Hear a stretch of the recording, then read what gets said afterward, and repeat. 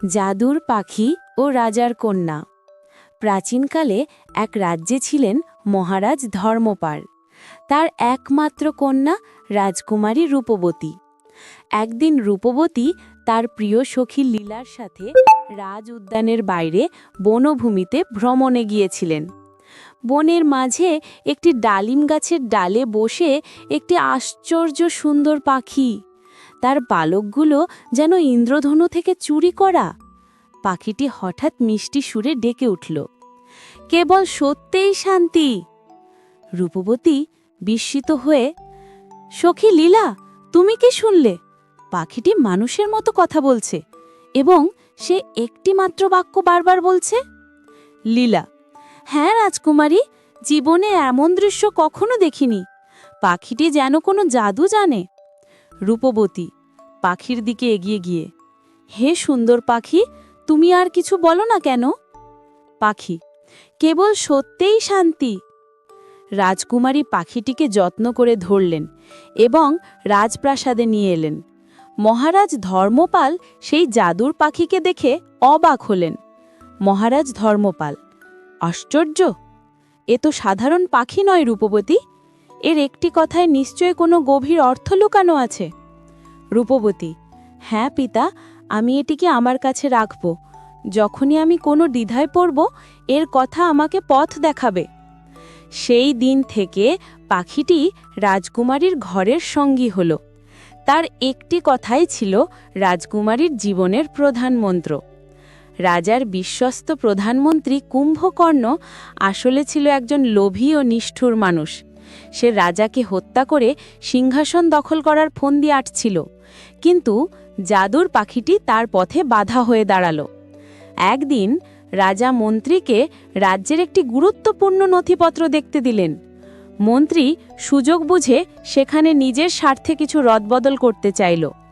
মন্ত্রী গভীর রাতে রাজার ঘরে প্রবেশ করছে, ঠিক তখনই তার কানে এলো পাখিটির সেই মিষ্টি কিন্তু দৃঢ় কণ্ঠস্বর।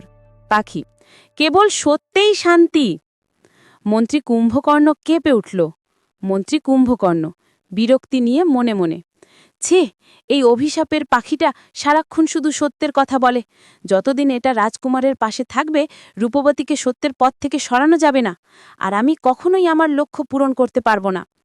পরের দিন মন্ত্রী রাজার কাছে এসে একটি মিথ্যে অভিযোগ করল। মন্ত্রী কুম্ভকর্ণ: মহারাজ, গত রাতে আমি একটি ভয়ানক স্বপ্ন দেখেছি। জ্যোতিষীরা বলছেন এই অদ্ভুত একটিমাত্র কথা বলা পাখিটি নাকি রাজ্যের জন্য অলক্ষণে। এটি থাকলে রাজ্যের অমঙ্গল হবে, আপনার অমঙ্গল হবে। মহারাজ ধর্মপাল চিন্তিত হয়ে, অলক্ষণে? কিন্তু পাখিটি তো সবসময় সত্যের কথাই বলে। না মহারাজ, এটি জাদু, আর যে কোনো জাদুই বিপদ ডেকে আনতে পারে। আমার মনে হয় এটিকে বনবাসে পাঠানো উচিত। রাজা ধর্মপাল ধর্মভীরু ছিলেন। মন্ত্রীর কথা শুনে তিনি ভয় পেলেন, কিন্তু রাজকন্যাকে কিছু বলার আগেই মন্ত্রী নিজেই এক সুযোগে রাতের অন্ধকারে পাখিটিকে চুরি করে নিল। সে একটি লোহার খাঁচায় পাখিটিকে বন্ধ করে রাজ্যের দূর সীমানার এক পরিত্যক্ত কুয়োর পাশে রেখে এলো। পরের দিন সকালে রাজকুমারী ঘুম থেকে উঠে দেখেন তার প্রিয় পাখিটি নেই। তিনি কান্নায় ভেঙে পড়লেন। ওহ, আমার বন্ধু কোথায় গেল? কে নিল তাকে? রাজা ধর্মপাল কন্যাকে সান্ত্বনা দিয়ে, কেঁদো না রূপবতী, আমি মন্ত্রী কুম্ভকর্ণকে এক্ষুনি খোঁজ করতে পাঠাচ্ছি, সে নিশ্চয়ই খুঁজে আনবে। মন্ত্রী রাজার কাছে এসে ভান করল, মহারাজ, আমি সারা রাজ্য তন্নতন্ন করে খুঁজেছি, কিন্তু পাখিটির কোনো চিহ্ন নেই। মনে হচ্ছে কোনো বুনো জন্তু তাকে ধরে নিয়ে গেছে। রাজকুমারী মনমরা হয়ে তার বিছানায় শুয়ে রইলেন। গভীর রাতে তিনি একটি স্বপ্ন দেখলেন। স্বপ্নে পাখিটি তাকে দেখা দিয়ে বলল, রূপবতী, ভয় পেও না, আমি মন্ত্রী কুম্ভকর্ণের চক্রান্তের শিকার। আমি দূর বনের পরিত্যক্ত কুয়োর পাশে লোহার খাঁচায় বন্দী। মনে রেখো, কেবল সত্যেই শান্তি। সত্যের পথে এগিয়ে যাও, তবেই আমাকে ফিরে পাবে। রূপবতী ধর্মরিয়ে ঘুম থেকে উঠলেন। তিনি বুঝতে পারলেন মন্ত্রী তাকে মিথ্যা বলেছে। রূপবতী লীলার কাছে গিয়ে, লীলা, মন্ত্রী আমাদের ঠকিয়েছে, জাদুর পাখি তাকে ধরিয়ে দিয়েছে, আমি জানি পাখিটি কোথায় আছে। লীলা বলল, কি বলছেন রাজকুমারী, আপনি এত নিশ্চিত হলেন কি করে? রূপবতী বললেন, পাখিটি আমায় স্বপ্ন দেখিয়েছে, এখন আমি রাজার কাছে গিয়ে মন্ত্রীর মিথ্যা ফাঁস করব।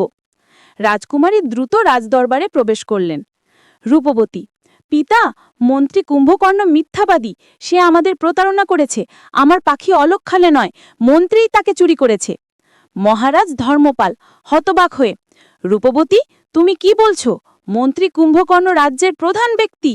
রূপবতী দৃঢ়তার সাথে: আমি চ্যালেঞ্জ করছি পিতা, পাখিটি আমায় স্বপ্ন দেখিয়েছে যে সে দূর বনের কুয়োর পাশে লোহার খাঁচায় বন্দী। মন্ত্রীর চোখে দেখুন, সে ভয় পাচ্ছে। আমি তাকে শেষবারের মতো জিজ্ঞাসা করছি, কেবল সত্যেই শান্তি মন্ত্রী, আপনি কি সত্য বলবেন নাকি আপনার পাপের ফল ভোগ করবেন? মন্ত্রী কুম্ভকর্ণ রাজকুমারীর মুখ থেকে পাখির সেই বাণী শুনে ভয়ে জমে গেল। তার হাত পা ঠান্ডা হয়ে গেল। সে দেখল রাজকুমারীর চোখ দুটি যেন সত্যের আলোয় জ্বলছে। মন্ত্রী কুম্ভকর্ণ মাথা নিচু করে কাঁপতে কাঁপতে: মহারাজ, আমি দোষী, আমি পাখিটিকে লুকিয়েছিলাম, আমি আপনাকে হত্যারও ষড়যন্ত্র করছিলাম। সাথে সাথে রাজপ্রহরী মন্ত্রীকে বন্দী করল। রাজা ধর্মপাল নিজের ভুল বুঝতে পারলেন এবং দ্রুত সৈন্য পাঠিয়ে জাদুর পাখিকে উদ্ধার করে আনলেন। পাখিটি আবার রাজকুমারীর কাঁধে এসে বসল এবং একটি মিষ্টি সুর করে বলল, কেবল সত্যিই শান্তি। মহারাজ ধর্মপাল আনন্দশ্রু মুছে বললেন, সত্যি রূপবতী, এই একটি কথা কোটি শাস্ত্রের সমান। তোমার বন্ধু তোমাকে শুধু সত্যের পথেই রাখেনি, আজ সেই রাজ্যের রাজাকেও বাঁচালো। সেই দিন থেকে রাজকুমারী রূপবতী তার জাদুর পাখি বন্ধুর সাথে সুখে শান্তিতে জীবন কাটাতেন। আর তারা দুজনেই রাজ্যের প্রতিটি মানুষকে শেখালেন যে জীবনের সবচেয়ে বড় সম্পদ হলো সত্য।